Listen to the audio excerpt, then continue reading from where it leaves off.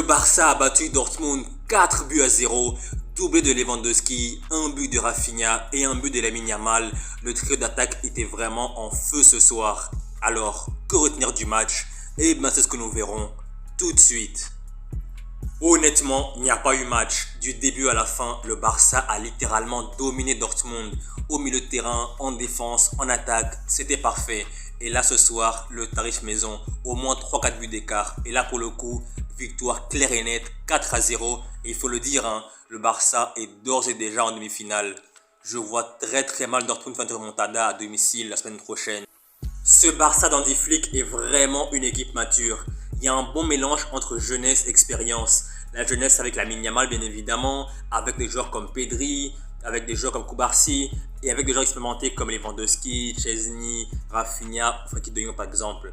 Donc le Barça d'aujourd'hui, le Barça d'Hansi Flick, c'est vraiment une équipe très difficile à battre. Que ce soit en championnat ou en Ligue des Champions, c'est une équipe qui est vraiment très solide. Et là pour le coup ce soir, une nouvelle fois, ce Barça-là a été létal face au but, a été très bon dans le jeu. C'est vraiment pour moi la meilleure équipe d'Europe avec le Paris Saint-Germain.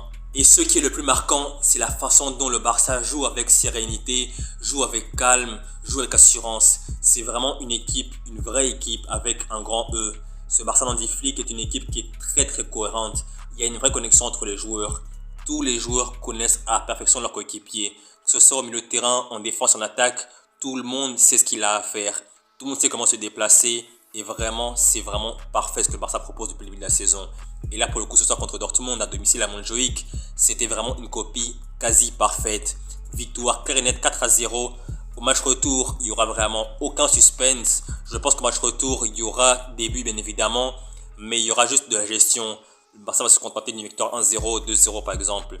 Ce soir, on a vu le grand Rafinha. Ce soir, on a vu le Rafinha de d'habitude.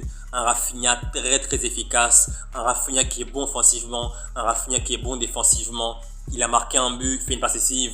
Il a oublié ses problèmes avec le Brésil, avec l'Argentine et tout ça. Tout ça est derrière lui. Maintenant, focus à 100% pour la fin de la saison du Barça.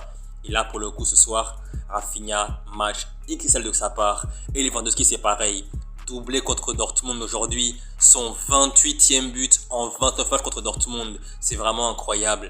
Lewandowski, 36 ans, dans 3 mois 37 ans, il est toujours très efficace. Certes, dans le jeu, on sent qu'il a peu la vitesse et l'agilité à l'époque où il était au Bayern, à l'époque où il était à Dortmund. Même comme ça, face au but, il ne plaisante pas. 2 buts incroyables, dont le deuxième qui était vraiment incroyable, encore mieux que le premier. Donc aujourd'hui, Lewandowski, c'est 11 buts en 10 matchs de Ligue des Champions. C'est vraiment incroyable. Et que dire de Lamine Yamal? Comme d'habitude, des matchs incroyables, que ce soit en Liga ou en Ligue des Champions. Ben Sebaini a vraiment souffert le martyre du début à la fin. Mais par contre, le seul point négatif de la soirée pour le Barça, c'est que Lamine Yamal, il a été blessé, j'ai l'impression, à l'adducteur droit. Il avait une gêne, j'ai l'impression. Il a demandé le changement. Il est sorti vers la 88e minute de jeu. Et j'espère personnellement que c'est pas très grave, que c'est juste une alerte. Mais en tout cas, il se tenait l'adducteur, mais j'espère qu'il n'y a pas grand chose. Parlons maintenant de Pedri. Pedri et De Jong surtout. Ce milieu de terrain là, que dire? Pedri, De Jong, pour moi, c'est la meilleure paire au milieu de terrain d'Europe avec Vitinha et João Neves. C'est vraiment incroyable. Le match de Pedri, c'est très clairement le meilleur milieu de terrain du monde. Et De Jong à ses côtés aussi, il est revenu à un niveau incroyable. Techniquement, il est très bon. Il sait se positionner comme il faut. Quand la défense a du mal, il se met entre les défenseurs centraux pour faire la relance. C'est vraiment un crack De Jong. Donc Pedri, De Jong devant la défense, c'est vraiment incroyable. Et même Fermin, on sait que c'est un remplaçant de base et il joue parce que Dani Olmo est blessé. Mais même comme ça, aujourd'hui, gros match de sa part. Fermin, ce soir, c'est une passe décisive pour le but de Lewandowski. Et dans le jeu, il a vraiment été important. Et même défensivement, il a été vraiment important aussi. Beaucoup de courses, beaucoup d'efforts. Donc vraiment, gros match de Fermin aussi. Et en défense, c'est pareil. Au milieu de terrain, c'est bon. En attaque, c'est bon. Mais en défense, c'est pareil. Koubarsi et Inigo Martinez sont vraiment ultra complémentaires. Ils sont vraiment très bien ensemble. Et Koundé à droite, aujourd'hui, à l'instant T, c'est très clairement le meilleur latéral droit du monde. Et à gauche, Baldé, lui aussi, il monte en puissance. On a retrouvé le Baldé d'il y a 2 ans. Un Baldé qui est très bon offensivement. Et en plus de cela, aujourd'hui, défensivement, il a fait beaucoup de progrès. Donc c'est vraiment un gros match de la défense du Barça aussi. Et Wojciech Szczęsny, c'est pareil que ce coéquipier. Lui aussi, il joue à un niveau incroyable. À la base, Szczęsny était inquiétant, mais avec le temps, doucement mais sûrement, il a fini par rassurer tout le monde. Et aujourd'hui, il est titulaire indiscutable au Barça. Et quand Ter Stegen sera de retour, Ter Stegen, honnêtement, il aura du mal à prendre sa place de numéro 1. Parce qu'aujourd'hui, le niveau que Szczęsny affiche, c'est vraiment hallucinant, incroyable. Ça faisait vraiment très longtemps qu'on n'avait plus vu ça au Barça. Un gardien de but qui affiche un tel niveau en Ligue des Champions.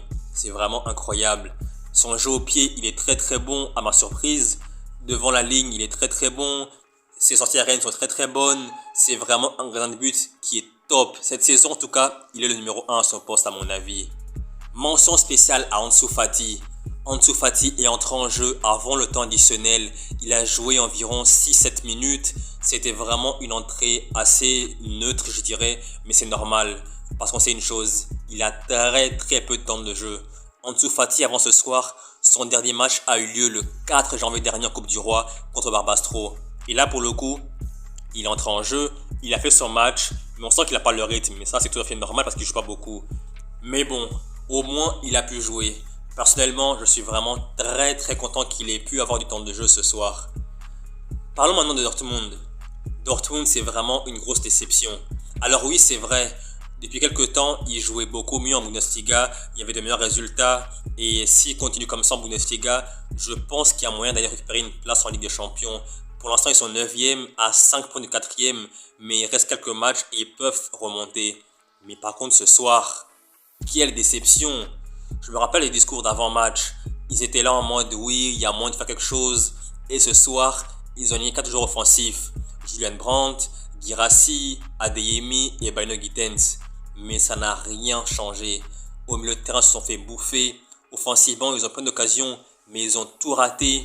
Et défensivement, ils ont pris l'eau. Donc globalement, Dortmund, c'était vraiment décevant. Personnellement, je pensais qu'ils allaient souffrir. Et c'était ce qui arrivait. Mais je ne pensais pas qu'ils allaient souffrir autant. Et surtout, je ne pensais pas qu'ils perdraient 4 buts d'écart. Je pensais qu'ils allaient perdre genre 2-0, 3-1. Mais 4-0, là c'est plié. Au retour à domicile, au Signal Iduna Park, ils vont rien faire. 4-0, impossible de remonter ce score-là. Donc, dès l'aller, ils sont déjà éliminés. C'est dommage pour eux, tant mieux pour le Barça. Mais après, c'est vrai que les absences de Sabitzer et Schlotterbeck se sont fait ressentir. Mais même comme ça n'excuse pas tout. C'est pas parce que Schlotterbeck et Sabitzer n'étaient pas là qu'ils devaient perdre 4-0. Ces deux joueurs sont importants pour Dortmund, même comme ça, c'est une bonne équipe globalement. L'équipe qu'il a alignée, Kovac, c'était une belle équipe, mais ils ont vraiment pris l'eau. Ils se sont fait littéralement marbrer par le Barça, qui est vraiment la meilleure équipe d'Europe, certes, mais quand même, il y avait de quoi marquer un but au moins ce soir, mais ça n'a pas été fait. Donc là, dès ce soir, ils sont éliminés avec des champions. Et c'est dommage pour eux, tant mieux pour le Barça. La logique a été respectée. Et voilà, c'est ça la réalité du football. Donc voilà, c'est la fin de la vidéo. J'espère que vous avez aimé la vidéo. Et si c'est le cas, n'hésitez surtout pas à liker la vidéo, à la partager, à vous abonner, à commenter. Et je vous dis à la prochaine pour une nouvelle vidéo. Salut!